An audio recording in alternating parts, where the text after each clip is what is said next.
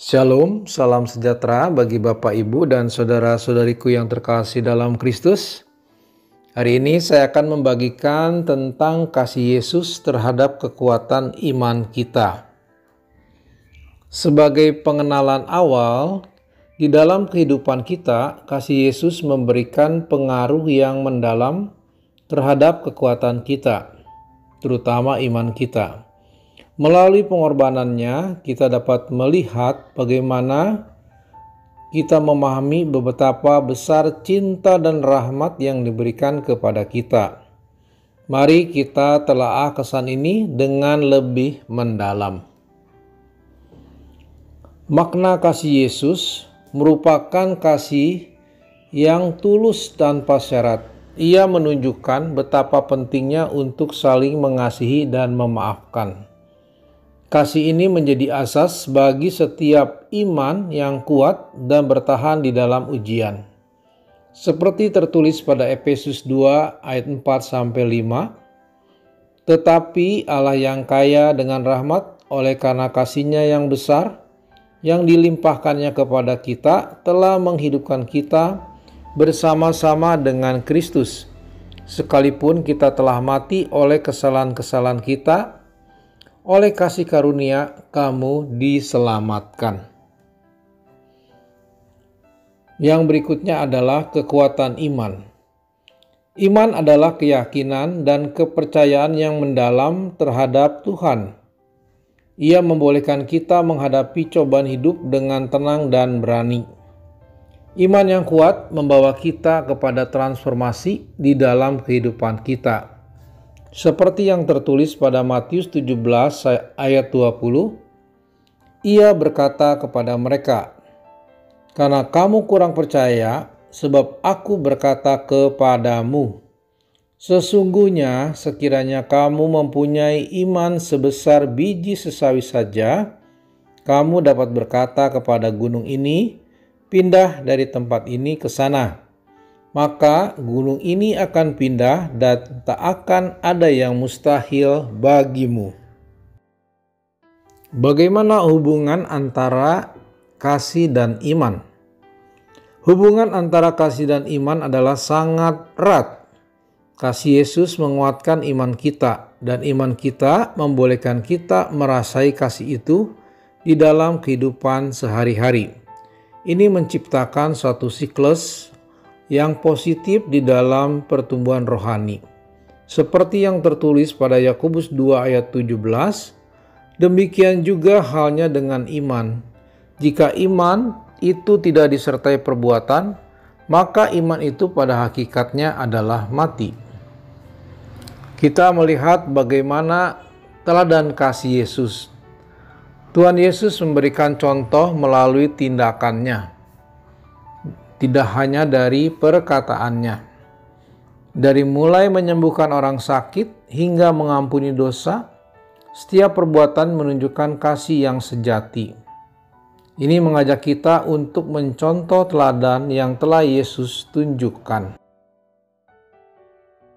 Kemudian, bagaimana kasih Yesus telah mengubah kehidupan seseorang atau kehidupan banyak orang. Kita dapat melihat satu contoh bagaimana kasih Yesus mempunyai kuasa untuk mengubah hidup. Melalui pengampunan dan rahmat, kita dapat mengalami transformasi yang mendalam. Ini membolehkan kita menjadi individu yang lebih baik dan lebih beriman. Kasih Yesus menjamah Saulus dalam perjalanannya ke Damaskus untuk menangkap murid-murid Kristus.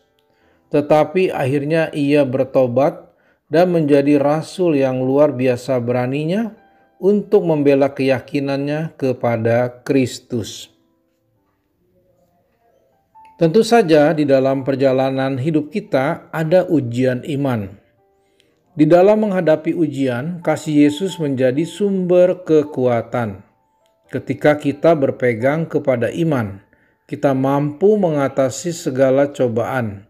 Kasih-Nya memberikan harapan dan ketenangan di dalam masa sukar. Ini bisa diceritakan dalam kisah di Perjanjian Lama. Ujian iman itu diberikan kepada Nabi Abraham yang diminta Allah untuk menyembelih Ishak sebagai korban bakaran. Kemudian yang kedua adalah Nabi Ayub yang kehilangan seluruh harta, anak-anaknya, bahkan menderita sakit kulit yang sangat gatal. Begitu pula di dalam kisah di Perjanjian Baru, ujian iman itu diberikan kepada Yesus Kristus sebagai Allah Putra dari surga hadir ke dunia untuk menyelamatkan dosa-dosa manusia. Tetapi di akhir hidupnya ia harus menderita, disiksa dan wafat di kayu salib. Kemudian salah satu contoh lagi yaitu dari Stefanus, seorang pemuda penuh dengan Roh Kudus yang hidupnya sangat berbelas kasihan kepada orang yang susah. Sikap kasihnya membuat orang cemburu dari orang-orang yang tidak menyukainya, sehingga ia difitnah dan dirajam batu hingga mati. Iman tentu saja dapat berkembang di dalam komunitas. Kekuatan iman bukan saja untuk diri sendiri, tetapi juga untuk komunitas. Dengan saling mengasihi dan mendukung, kita dapat membina satu jemaat yang kuat di dalam iman. Kasih Yesus menyatukan kita di dalam satu tujuan. Kemudian hal lain yang penting adalah doa. Doa adalah saluran untuk menghubungkan diri kita dengan Tuhan. Di dalam doa kita dapat merasai kasih Yesus dan memperkuat iman kita. Inilah cara untuk mendapat bimbingan dan kekuatan di dalam kehidupan. Yang terakhir adalah misi kasih Yesus. Misi Yesus adalah untuk menyebarkan kasih dan semua rahmat kepada kita semua. Kita dipanggil untuk meneruskan misi ini dengan menjadi saluran kasih di dalam kehidupan orang lain.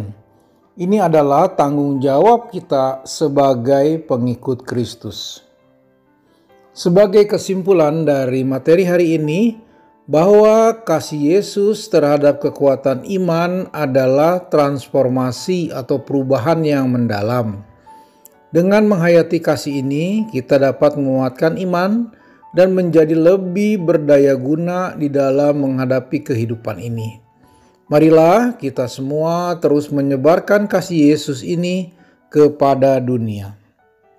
Demikianlah Bapak, Ibu, dan saudara-saudariku yang terkasih, materi hari ini semoga bermanfaat bagi kita semua. Tuhan Yesus memberkati. Amin.